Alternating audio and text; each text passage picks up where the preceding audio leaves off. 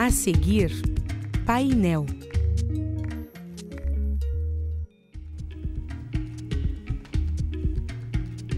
Boa noite, terça-feira, 19 de fevereiro de 2019. Está no ar o programa Painel. A possibilidade de criminalização da homofobia é debatida na ação direta de inconstitucionalidade por omissão em julgamento no STF desde a semana passada.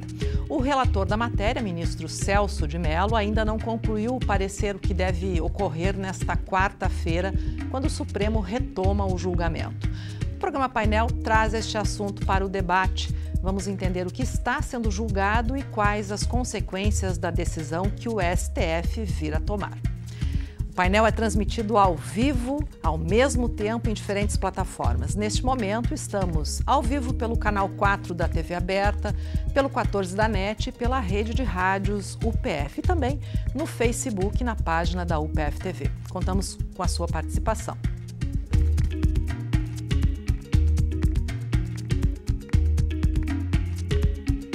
Programa Painel.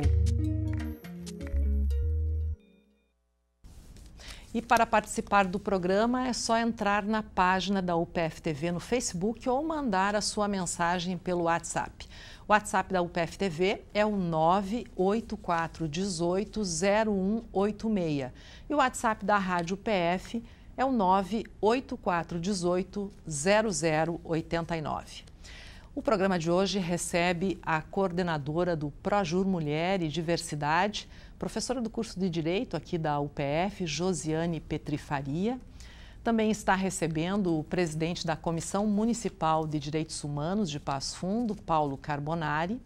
E ainda recebe o professor da Rede Estadual de Ensino, José Felipe Rodrigues, aqui representando a Comissão de Educação do Plural Coletivo LGBT. Obrigado pela presença de vocês, um assunto que é extremamente importante debatermos nesse momento. Queria começar, professora Josiane, lhe perguntando o que o STF exatamente está julgando. Então, o STF, que é a nossa mais alta corte, está a julgar uma ação direta, uma das ações pelo menos, né, uma ação direta de inconstitucionalidade por omissão do Estado brasileiro. Omissão em não tratar no seu Congresso, né, a respeito das questões relacionadas à homofobia. Lembrando que o termo homofobia hoje serve para um leque muito maior do que no passado. Então se relaciona a aversão, preconceito, não só em relação aos homossexuais, mas a diversidade sexual que contempla inclusive a expressão de gênero. E essa omissão seria em razão dos diversos casos, ou dos inúmeros e muitos casos que nós temos, onde essa homofobia se traduz em hostilidade, que se apresenta basicamente em duas ações, né? Em duas condutas, ou seja, atos discriminatórios, que diz respeito a fatos materiais, reais, de impedimento, de exclusão de uma pessoa de determinadas atividades ou oportunidades em razão da sua orientação sexual ou da sua expressão de gênero, e também a outra situação de hostilidade em relação aos discursos de ódio, né, que incitam, que provocam a violência e a discriminação, potencializadas por vezes quando são discursos institucionalizados, né? Não que uma pessoa faz, mas uma pessoa em nome de uma instituição o faz. Então, a partir daí nós tivemos, como você mencionou, parte do voto do decano da STF, o ministro mais antigo, né, Celso de Mello, onde ele dá todo um indicativo que realmente ocorreu essa omissão, que há necessidade de se oferecer proteção e deixou muito claro, né, que a democracia não é um governo de maioria, mas é um governo de todos e as minorias, sejam elas políticas ou sociais, precisam ser respeitadas. Não é? O que o STF vai dizer, então, é que o Estado se omitiu em relação a esse assunto e que o Congresso precisa criminalizar. É isso, em outras palavras? O Congresso precisa se manifestar, ou seja, até o momento nós não tivemos votação de projetos de lei, mais de um inclusive, que foram apresentados a respeito da criminalização da homofobia. Então, todo o tracejar que nós estamos vendo é de que o STF vai indicar que o Congresso precisa se pronunciar, ou seja, precisa trazer na sua pauta, na sua agenda, essa questão da criminalização da homofobia. Agora, Carbonari, só criminalizar adianta? Na verdade, a criminalização é um passo importante porque ela vai permitir que aquelas situações de violência mais características e mais identificadas possam ser, inclusive, quantificadas. A gente possa ter um dado preciso que pode induzir também a formulação de políticas públicas, não só necessariamente a condenações e ações do ponto de vista estritamente judicial. Então, a tipificação desse ponto de vista é muito importante. Mas, como disse a professora, nos processos de homofobia estão incluídas outras dinâmicas. Ela falou do ódio, ela falou da violência, eu acrescentaria o preconceito e um componente que alimenta todos os outros, que é o medo. Se a gente vai estudar, por um lado, o preconceito tem a ver com conhecimentos, né? O ódio e o medo tem a ver com sentimentos, e a violência tem a ver com atos, com ações concretas. Isso significa dizer que você precisa fazer um processo muito mais amplo que passa, por exemplo, para enfrentar o ódio e o medo, por exemplo, a educação dos sentidos. As pessoas têm que reeducar sua sensibilidade para perceber que certos sentimentos podem ser trabalhados de outra maneira e ser expressos de outra maneira. Isso passa, portanto, por essa dimensão. Por outro lado, o preconceito também passa por conhecimento, ou seja, por enfrentarmos isso e não e traduzirmos isso como uma discussão pública que envolve, inclusive, as nossas escolas e as próprias universidades. E não entender as questões de gênero, as questões de orientação sexual ou de expressão, enfim, de identidade de gênero, como questões que agora estão sendo desqualificadas como ideologia de gênero. Na verdade, para enfrentar o preconceito, é preciso que essas questões entrem como questões a serem tratadas como questões de conhecimento e que, combinando esses vários aspectos, e eu não quero dizer aqui que a tipificação criminal e mesmo o enfrentamento nos casos específicos de violência não seja necessário.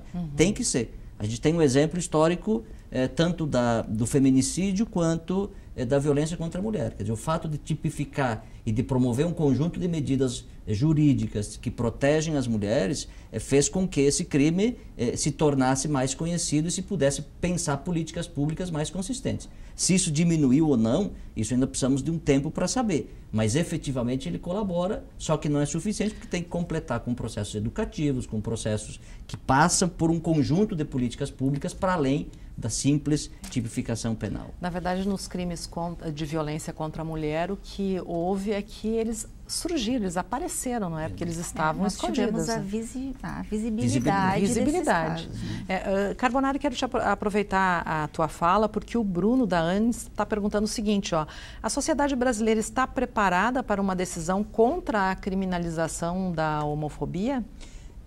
Na verdade, essa pergunta ela remete para a necessidade da gente pensar a questão dos direitos humanos não como uma questão disponível para a sociedade. Direitos humanos é aquele conteúdo que a humanidade construiu, e quando a gente fala de direitos humanos... Ele até complementa aqui, me desculpa, Carbonari, e se for a favor da decisão, estamos preparados também? Acho que tanto para um lado quanto para o outro, é a ideia de que quando a gente trata de direitos humanos, se trata de promover a dignidade. A dignidade é uma questão complexa, não se trata apenas daquilo que a maioria decide que é. A dignidade constitui todos os seres, é constitutiva de todos os seres humanos. Então, quando a gente pensa em direitos humanos, a gente não pode pensar na lógica de maiorias ou minorias.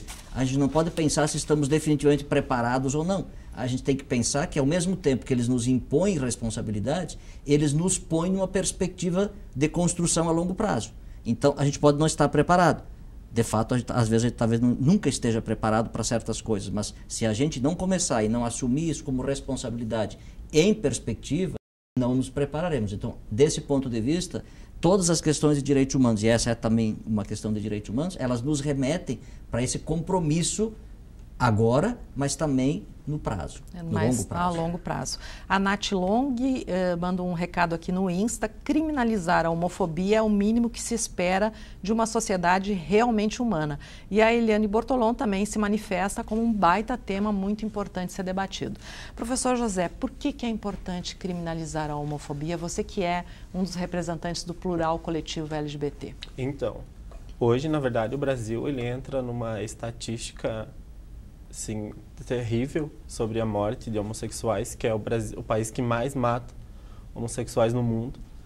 Tanto que a criminalização, ao meu ver, e ao ver de quem é LGBT, eu acho que vem a favorecer e também para dizer que a sociedade ela precisa entender que crimes bárbaros cometidos contra homossexuais, enfim, eles precisam realmente serem vistos como crimes, porque somos seres humanos, como o Paulo falou, da dignidade, e a prof também reiterou antes.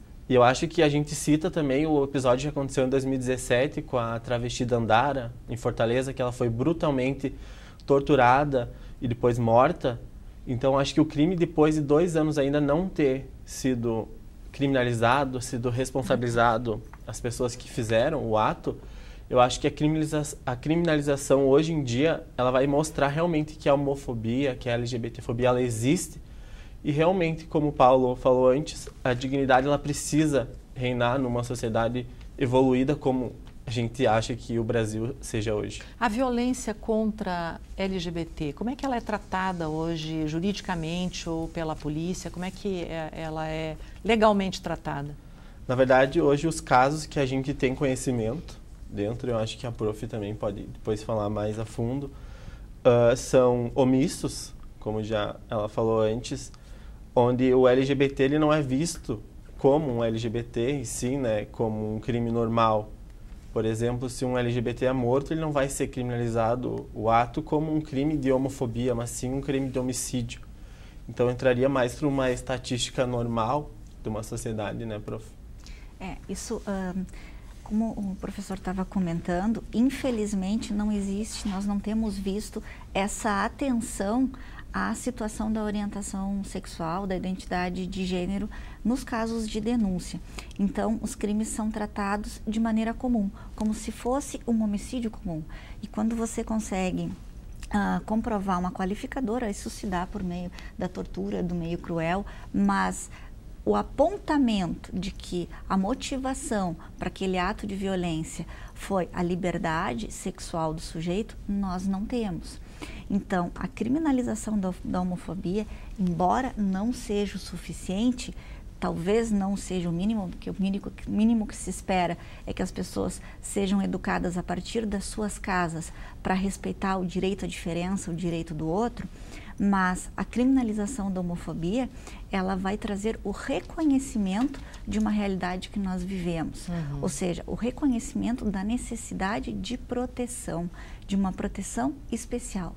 Porque sim, hoje pessoas são mortas, agredidas, humilhadas, em razão do exercício da sua liberdade.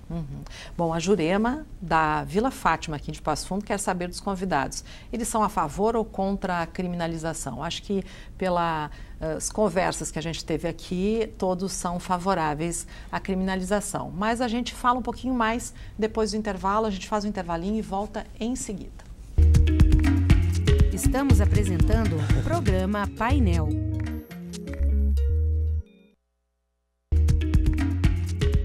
Voltamos a apresentar programa Painel. A criminalização da homofobia em julgamento no STF e também no debate do painel desta semana. Nós estamos recebendo aqui a professora Josiane Petri Faria, que é do Projur Mulher e Diversidade, o Paulo Carbonari, da Comissão de Direitos Humanos, o professor José, do Plural Coletivo LGBT. Eu quero saber de vocês a expectativa que vocês têm em relação ao resultado do STF. José, qual é a tua expectativa? Na verdade, então, como já foi relatado no bloco anterior, o meu ver, então, que seja realmente criminalizado, que seja passado, então, a ser um ato criminoso, enfim, porque a expectativa de vida... A expectativa é positiva, Isso. então, que o STF vá julgar favoravelmente. Isso. Eu acho que o movimento, então, social, ele teve esse levante para chegar, então, a uma pauta até o STF, e realmente é um assunto que é comum de uma sociedade inteira, porque a expectativa de vida de homossexuais e transexuais no Brasil é inferior a 35 anos. Então, acho que isso são dados para um país como o nosso a ser, reduzidos a cada ano a partir da criminalização. Acho que, completando, acho que nós estamos diante de uma situação em que alguns teóricos chamam de vidas matáveis, né? E cada vez mais nesse mundo crescem as vidas que são matáveis, seja aqui já não representa mais sequer um problema moral para as pessoas. E eu espero que a decisão do Supremo retome essa sensibilidade, ou seja, mostre para as pessoas que nem todas as vidas valem, que nenhuma vida deve ser eliminada por razão nenhuma. E a luta do movimento LGBT não é a luta dos LGBTs, a luta dos LGBTs é a luta da humanidade, porque afinal o que está em questão é a humanização, e a humanização é um bem comum a todos, não é uma coisa de uns ou de outros, ainda que cada um de nós viva a humanidade de modo próprio, de modo singular, mas essa humanidade é a mesma, não há humanidade melhor ou pior, maior ou menor. Isso é o que uma sociedade hierarquizada, uma sociedade excludente, uma sociedade que não respeita as pessoas produz. Então, acho que o fato do Supremo, independente da decisão que o Supremo der, mas só o voto do relator, do ministro decano, já é uma aula para quem quiser escutar, com referências conceituais, teóricas, acadêmicas, científicas, enfim, políticas, para que as pessoas, é evidente que isso é um assunto que o povo talvez não escute, mas que os formadores de opinião menos escutem e não repitam erros, achando que mudando uma lei, colocando masculino e feminino do lado de gênero, vai mudar alguma coisa. Objetivamente as questões, e acho que essa é a minha principal expectativa, quer dizer, ao produzir um resultado que condene o Estado brasileiro por omissão, mostre que ele precisa tomar uma atitude objetiva e construir uma legislação adequada que proteja os LGBTs da violência. Afinal, todos nós temos o direito de viver livre de todo tipo de violência, e não é porque somos desse ou daquele tipo, porque somos homossexuais, negros, mulheres, que agora tenhamos que nos submeter a situações que nos reduzam a humanidade ou nos matem. Uma decisão pela criminalização pode ser encarada como uma pressão ao Congresso, a uma ação, uma reação? Exatamente, nesse sentido sim, porque ela vai... Claro que o Congresso pode votar e pode não aprovar, mas o importante é que isso gera uma certa mobilização e um movimento, e reforça o movimento LGBT. Como o professor disse, a proposição de uma das ações é da ABGLT, Associação Brasileira de Gays, Lésbicas e Travestis e Transgêneros, né? Então, a associação ter sido autora de uma ação na Corte Máxima do país, por si só, já mostra que a sociedade brasileira está diante de um desafio importantíssimo e não pode perder essa oportunidade. Professora Josiane, no seu entendimento jurídico, o que o STF deve decidir? Bom, me parece que, assim como comentou o Paulo, independente da decisão, todo o voto do ministro Celso de Mello já nos serviu como uma ação pedagógica, no sentido de que, a partir do momento que a gente admite a democracia e os direitos humanos como matrizes para o Estado brasileiro, nós não podemos escolher uns mais humanos e outros menos humanos, os que vão receber o amparo da legislação e aqueles que não vão receber.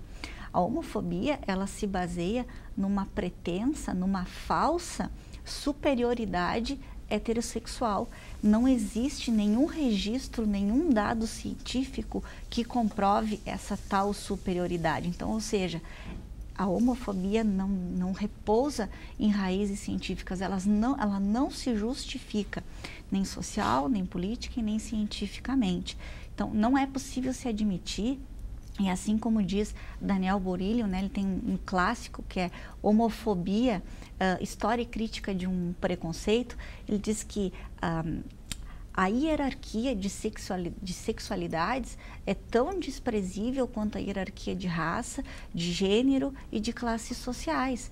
E isso precisa ser debatido.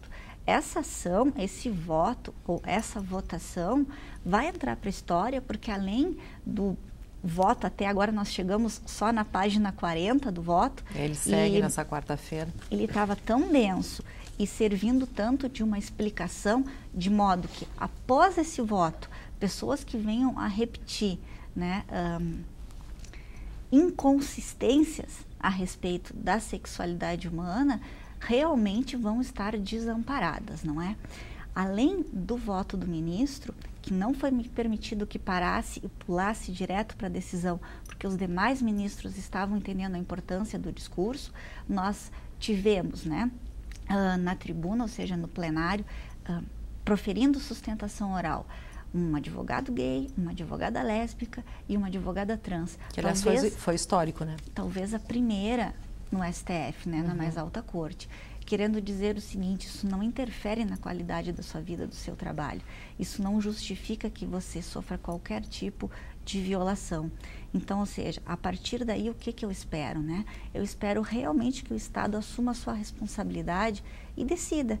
E esteja aberto às críticas que virão para uma decisão ou outra. Mas aí o Estado, que responsabilidade o Estado tem depois de uma decisão do STF pela criminalização da homofobia? Quais são os próximos passos? Antes de responder, compartilho com os colegas de que não é o suficiente a criminalização, isso não vai resolver os nossos problemas, vai dar visibilidade à questão, mas nós precisamos de iniciativas que venham a trabalhar pedagogicamente com a questão nas famílias, nas escolas, nas universidades, no trabalho, enfim. Como isso obriga, como isso coloca o Estado brasileiro? Vou só lhe interromper porque a senhora acabou respondendo aqui uma questão feita pelo Fábio.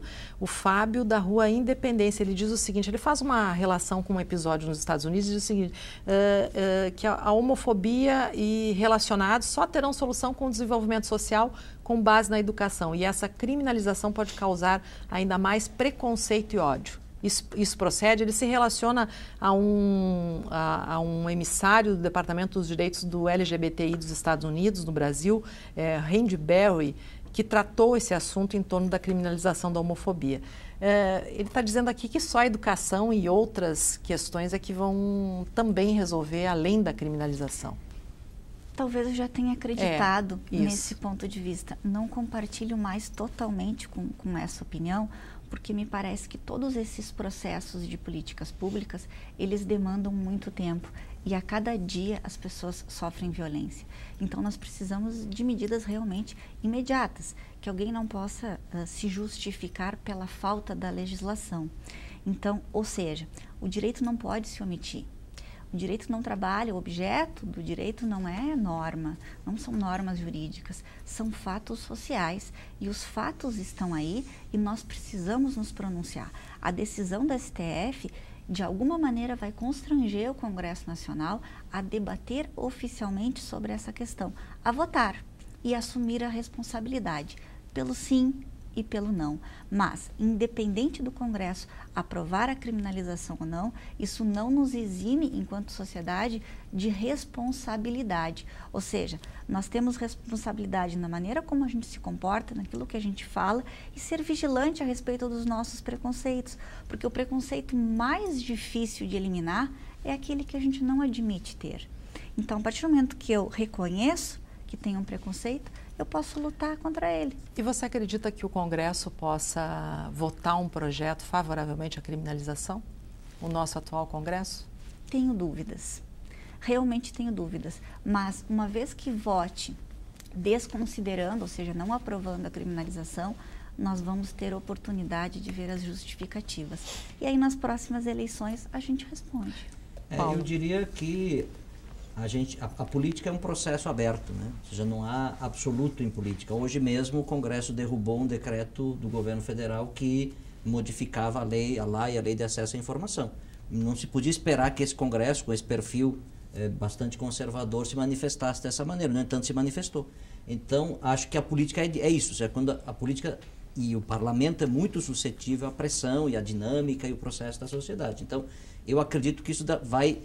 digamos assim, não acho que tem uma resposta pronta. Tudo é tem possível. Tem um caminho aberto e, claro, vai depender de muita ação, muita pressão e muita insistência, porque efetivamente há muitos brasileiros e brasileiras que acham que existe gente melhor do que os outros, que tem direitos humanos só para alguns, que tem direitos humanos de fato e direitos humanos só retóricos, umas conversas que, convenhamos, acho que não ajudam a humanização e a liberdade nem a justiça para ninguém. Mas, enfim, esse é o mundo em que estamos. Bom, a gente está quase encerrando o programa. Antes disso, eu queria que o José nos falasse um pouquinho do plural coletivo LGBT, como é que ele funciona em Passo Fundo, rapidamente, José. Então, o plural, ele já tem uma essência, ele já vem há alguns anos fazendo algumas políticas e movimentos sociais aqui na cidade.